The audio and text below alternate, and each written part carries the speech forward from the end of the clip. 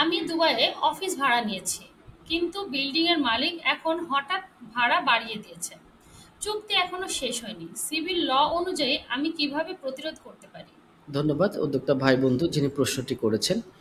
দুবাইয়ে এবং সংযুক্ত আরব আমিরাতে নরমালি যেটা হচ্ছে যে লেবার রিয়েল এস্টেট ল রয়েছে প্রত্যেকটা স্টেট অনুযায়ী, এবং প্রত্যেকটা স্টেটে আলাদা আলাদা কিছু ল রয়েছে, এবং সেই ল অনুসারে আমরা যেটা দেখি যে ল নাম্বার 26 অফ 2027 যেটা রয়েছে রেগুলেটিং রিলেশনশিপ বিটুইন ল্যান্ডলর্ড এবং টেনেন্টসের মধ্যে রয়েছে, এবং পরবর্তীতে এটা অ্যামেন্ড হয়েছে ল নাম্বার 33 2028-এর।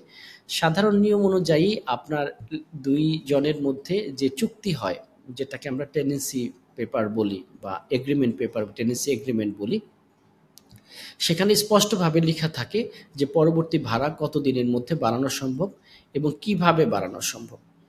তো ইচ্ছে করলেই ল্যান্ডলর্ড অথবা ইচ্ছে করলেই যে টেনেন্ট তাদের সুবিধা মতো যে কোনো কাজ করতে পারবে, বিষয়গুলো তা না। তাদের মধ্যে একটা মিউচুয়াল এগ্রিমেন্ট থাকে, যে এগ্রিমেন্টটা হয় হচ্ছে রিরা বা দুবাই রিয়েল এস্টেট যে অথরিটি আছে তার আদলে। এই কোনো আইন এমন কনফ্লিক্ট হওয়া যাবে না যেটা রিরা বা রিয়েল এস্টেট দুবাইয়ের বা ইউএর যে গভর্নমেন্টের ল রয়েছে তার এগেনস্টে যাবে, এমন হতে পারবে না।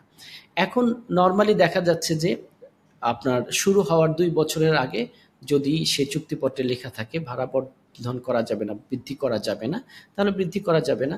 আর যেকোনো ধরনের সিদ্ধান্ত মিনিমাম কমপক্ষে ৯০ দিনের একটা নোটিশ পিরিয়ড থাকে। সেই নোটিশ পিরিয়ড দিয়ে তারপর, তো এগুলো সবগুলোই আসলে ডিপেন্ড করে আপনার সাথে ব্যক্তিগতভাবে কি চুক্তিপত্র রয়েছে।